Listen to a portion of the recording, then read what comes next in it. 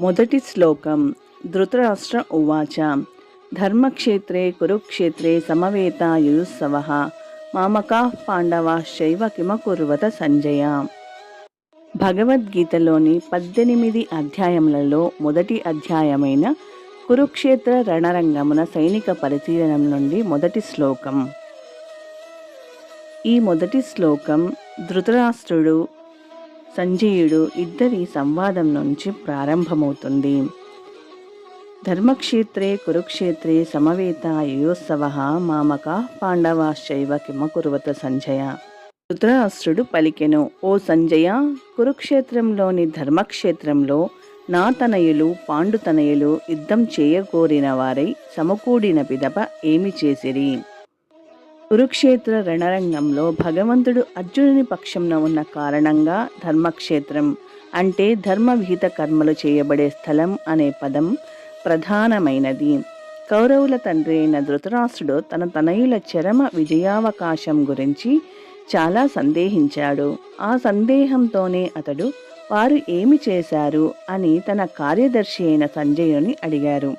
తన పుత్రులు తన సోదరుడైన పాండురాజు పుత్రులు యుద్ధం చేయాలనే నిశ్చయంతో కురుక్షేత్ర రణరంగంలో సమకూడాలని అతనికి తెలుసు. అయినా అతడు ఆ విచారణ చేయడం చాలా ముఖ్యమైనది. జ్ఞాతులైన సోదరుల మధ్య రాజీని అతడు కోరుకోలేదు. అలాగే రణరంగంలో తన పుత్రుల విధి ఏ రీతిగా ఉన్నదో అతడు తెలుసుకోగోరాడు.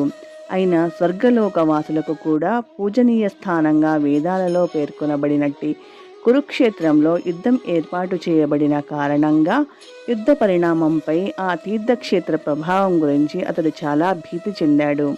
స్వభావరీత్యా ధర్మపరులైన కారణంగా అర్జునుడు ఇతర పాండుసుతులపై అది అనుకూల ప్రభావాన్ని చూపిస్తుందని అతనికి బాగా తెలుసు.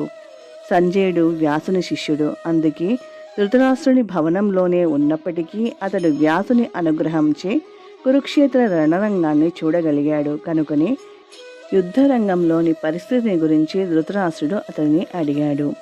పాండవులు ధృతరాష్ట్రుని పుత్రులు ఒకే వంశానికి చెందినవారు. కానీ ధృతరాష్ట్రుని మనసు ఇక్కడ బయటపడింది.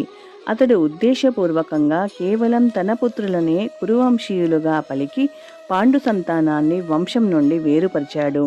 ఈ విధంగా పాండుసుతులతో అంటే తన సోదరుని సంతానంతో ధృతరాష్ట్రునికి ఉన్నట్టి సంబంధ స్థితిని ఎవరైనా అర్థం చేసుకోగలుగుతారు.